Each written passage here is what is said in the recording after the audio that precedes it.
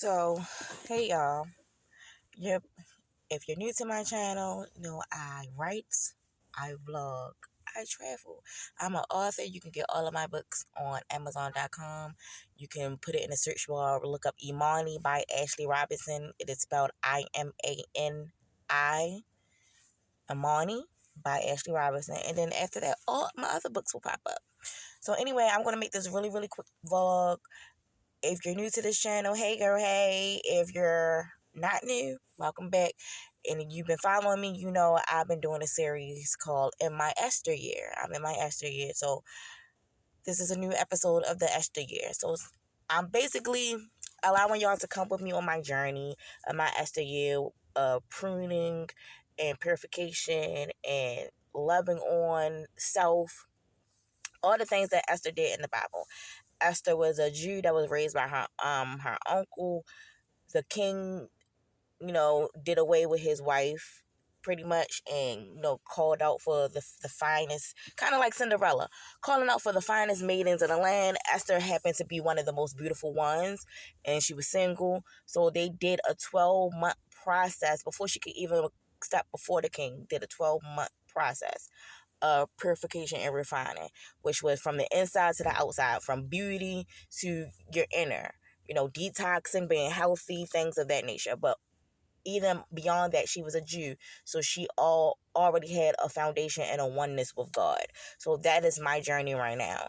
I am going through a pruning process where I'm just trying to get right on the inside and the outside, because I do have a desire to be married. And I don't feel like God placed that desire on me for it to not come to pass. Who knows? I don't know if I'll get married this year, next year. I don't know if I'm going to get married when I'm 80 years old. But the desire is there. And the desire, even stronger desire other than marriage for me right now, is to just be my best self. And Esther was her best self. Before becoming a wife, before becoming a queen. That 12-month process helped her do that. So that's what we're on. So I'm taking y'all along with me on that journey. So in this episode, I want to talk about, because it's been coming up a lot in conversations with the people in my circle, my friends, family, loved ones, whatever, right? We just talked about the sacrifice. The word sacrifice has been coming up a lot. More so in being parents, because everybody that I'm close with is parents. And the sacrifices that's made to be a dad, the sacrifices that's made to be a mom, right? But sacrifice, the importance of sacrifice, what I'm learning during my Esther year, what I am learning is, which I kind of always known, I'm a sacrificial person by default.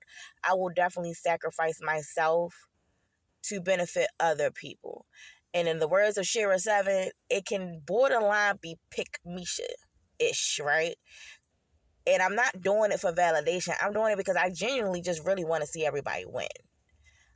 But it does come a time where you have to pick yourself. So, but that's a whole different video. We're not talking about that right now. But the importance of sacrifice. And in the Bible, Esther fasted. She sacrificed eating, sexual relationships, or anything that is of what's the words I'm looking for? She sacrificed something to get closer to God. So fasting is sacrificing something to hear God's voice. So you're normally not having sex. You're not, in this day and age, it would be social media, like no social media, no sex, no eating, no drinking, things that give you worldly pleasure, things that give you just pleasure in general that you're probably obsessed with, addicted to. You kind of take that off the table to be one with the Lord, to focus solely, tunnel vision on the Lord, to hear his voice, right? That was her sacrifice. And it was so important that she did that she knew that it was important to fast and to pray, to sacrifice her own self for the greater good, because in doing so, her people were saved. Not only was Mordecai saved, who one of the palace people wanted to kill, but the whole line of Jews was saved because of her sacrifice. And in life, sometimes you do have to give up something to get something better. Like oftentimes we hold on to something that we think is this grand, but it really be this grand. Not knowing on the other side of that, we about to get something that's as big as a Mack truck or even bigger. It's kind of like that picture. I don't know if y'all seen that picture on social media where um Jesus is kneeling down to a little girl and she's crying, holding on to this really, really small teddy bear, but behind Jesus's back is a real big teddy bear. And it's like, if only you give this up to me, if only you hand over this little teddy bear, if only you knew what I have in store for you. My God, that's a word. If only you knew what I have in store for you, if you just sacrifice. And like I said, I'm a naturally giving person. I'm a naturally sacrificial person. I sacrifice. I literally just talked about this in conversation yesterday. I've sacrificed not getting my hair done from months on end to make sure my kids are straight, to make sure they have, not only their basic necessities, which is clothes, food, and shelter, but extras, sports. It's no law that says I have to put my kids in sports, but they are in sports. They like sports. I pay for it. They're going to the barbershop and to the hair salon and nail salons. I'm not. I will sacrifice my own whatever to make sure they're good. I've sacrificed sleep to wake up early in the morning to cook them breakfast before going to school. I've sacrificed gas, time. I could have been out chilling with my homegirls or whatever the case may be to basically play running taxi cab to them, to take them to their sports, to take them to their doctor's appointments, dentist appointments, whatever. As a parent, you're doing all the things. You're sacrificing. You're doing away with something. You probably would rather be anywhere else or do anything else, but you're doing those things because it's beneficial for your children. So even within marriage, going through my Esther year and preparing to be a better person, not only for myself but my future husband. Even in marriage, I would be the sacrificial lamb.